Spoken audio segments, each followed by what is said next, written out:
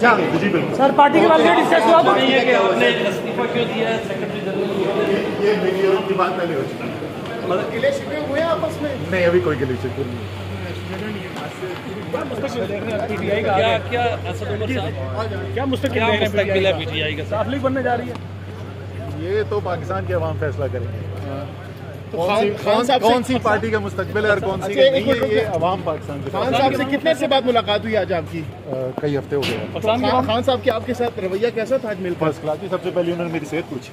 अच्छा, माशाल्लाह sir start है नहीं जल्दी मैं खड़ा हो जाऊँ मसला आप करो लाइव नहीं करो लाइव नहीं है कि भाई सर जी थोड़ा सा ये बताइए आज खान साहब के सूर्य के करीब केसेस में ज़मानत के लिए यहाँ पर आए थे, क्या तफसीलात थे, क्या हुआ, कितने केसेस में ज़मानत? देखो, खान साहब इस कम्प्लेक्स में 3 कोर्टों में पेश हो गए थे। एसजे साहब के पेश हो गए थे, जो 7 केसेस थे जो 9 मई के बाद हमारे ऊपर रजिस्टर हुए और जो हमने इस्लामाबाद हाई कोर्ट से रिक्वेस्ट की थी कि हमारे केसेस यहाँ टेकअप हो जाए।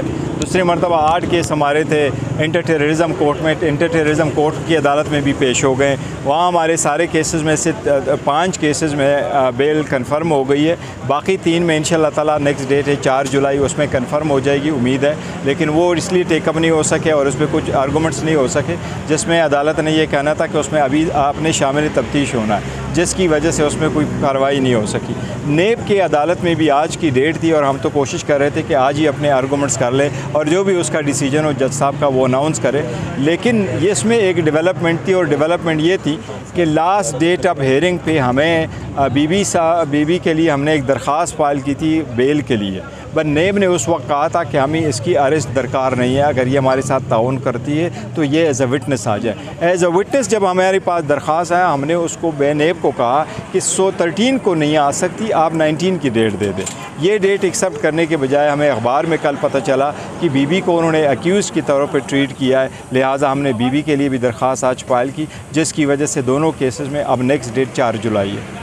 अच्छा, इतने सारे केसेस उनके हैं, हर दफ़ा आते 20-25 केसेस में उनकी ज़मानत मंजूर हो जाते, तो क्या तहरीक इंसाफ के जो वकला है इसको ऐसे खौफ या कोई ख़तरा महसूस हो रहा है कि ईद के दौरान गिरफ़्तार किया जा सकते हैं? नहीं, देखिए इस वक्त जितने केसेस हैं इस्लामाबाद में 45 FIR हैं और सब में बेल पर है, जो टोटल पाकिस्तान में है 100 से ज़्यादा है, आप लोगों को पता है। हमने एक दरख्वास्त फाइल की थी election commission Islamabad high court में, और इस्लामाबाद हाई कोर्ट में हमने कहा था कि खान साहब के ख़िलाफ़ जहाँ भी कोई केस है, इस्लामाबाद के IG हमें बताए कितने केसेस हैं। उन्होंने एक लिस्ट वहाँ हमें प्रोवाइड कर दी, उस लिस्ट के मुताबिक कोई ऐसा केस नहीं है जिस पे खान साहब बेल पर ना हो, तो सारे केसेस इस्लामाबाद में खान साहब बेल पर है। जो पंजाब में खान साहब उन पे बेल पर है। क्वेटा का एक केस है जो आपको मालूम है लेटेस्टली हुआ था, वो उसमें भी इस्लामाबाद हाई कोर्ट से हमने प्रोटेक्टिव बेल ली है। उसके लिए कल या परसों खान साहब इंशाल्लाह क्वेटा जाएंगे और वहाँ से बेल लेंगे। अच्छा, जिस तरीके से क्वेटा की एक मुकामी अदालत ने फिर क्वेटा बलूचिस्तान हाई कोर्ट ने वो ज़मानत खारिज कर दी, तो आपका अंदाज़ा हो रहा है कि भुट्टो साहब की तरह केस बनाया जा रहा है जिस तरह से उनको फांसी लगाई गई? नहीं, इंशाल्लाह ताला भुट्टो साहब वाला दवर की बात नहीं है। उस वक्त एक कंप्लेनेंट था, वो आए थे, सूरत हाल डिफरेंट थी, फिर मार्शल लॉ लग गया था, उसके साथ भी ज़्यादती हुई है, लेकिन ऐसा नहीं होना चाहिए। मैं नहीं समझता इंशाल्लाह ताला के हालात उस तरफ जाएंगे या इसी तरह कोई साजिश की जाएगी, क्योंकि वो जिसने भी दी है वो एक हम टेकल कर रहे हैं उस बात की। जहाँ तक क्वेटा बलूचिस्तान हाई कोर्ट की बात है, तो बलूचिस्तान हाई कोर्ट ने हमारी बेल रिजेक्ट नहीं की है। वो वहाँ पर एक दरख्वास्त आई थी क्वाशमेंट की, जिस अंदाज से उन्होंने की है उस पर एक ऑर्डर हुआ है, लेकिन हम हाई कोर्ट सुप्रीम कोर्ट भी जा रहे हैं 2 चीज़ों के लिए। उसको टू ओवर एक्सटेंड क्वाशमेंट के लिए भी जा रहे हैं और इस केस को ट्रांसफ़र कराने के लिए भी जाएंगे, और जो क्वेटा हाई कोर्ट जाएंगे